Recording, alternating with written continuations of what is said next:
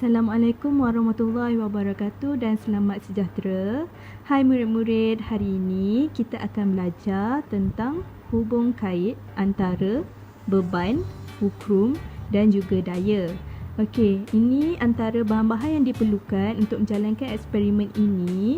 Antaranya ialah penutup botol, pemadam, selotip, duit shilling, pensel, kayu aiskrim, pembaris dan juga marker. Okey, tengok cikgu dah cantumkan penutup botol pada kayu aiskrim. Okey, ingat lagi tak apa itu maksud beban, fulcrum dan daya? Okey, kita ulang kaji semula. Beban ialah berat sesuatu jasad. Jadi di sini cikgu gunakan pemadam sebagai beban. Fulcrum ialah suatu titik pada palang atau objek yang berfungsi sebagai pengimbang atau penyokong. Jadi dalam eksperimen ini, cikgu gunakan pensel sebagai fulcrum untuk mengimbang antara beban dan juga daya. Okey, untuk daya pula, daya bermaksud tolakan dan tarikan ke atas sesuatu objek yang memberikan kesan. Okey, dalam eksperimen ini, cikgu menggunakan duit shilling 20 sen sebagai daya. Okey, nampak tak di sini cikgu bahagikan batang aiskrim kepada 3 bahagian. Bahagian pertama, kedua dan ketiga. Okey, pertama sekali kamu kena gerakkan kayu aiskrim pada bahagian yang pertama. Okey.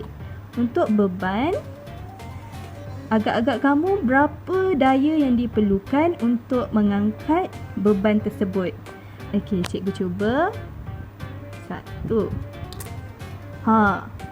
Satu duit shilling 20 sen diperlukan untuk mengangkat pemadam. Cuba pula kita gerakkan batang aiskrim pada bahagian yang kedua, tengah-tengah macam ni. Okey, berapakah duit shilling yang diperlukan untuk mengangkat beban? 1, 2.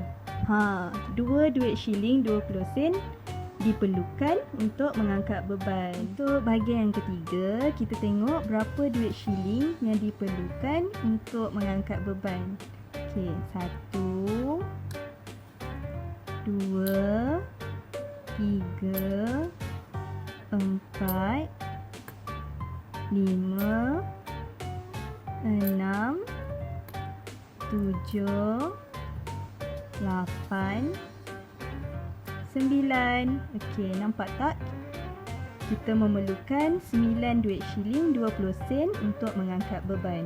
Okey, cuba kita lihat jarak antara fulcrum dan juga beban. Okey, untuk bahagian pertama, jarak fulcrum antara beban ialah dekat. Semakin lama, jarak antara fulcrum dan juga beban semakin jauh. Okey, untuk yang pertama, kita hanya memerlukan 1 duit shilling untuk mengangkat beban. Jadi nampak tak daya yang diperlukan untuk mengangkat beban adalah sedikit. Okey, jadi kita boleh buat kesimpulan di sini.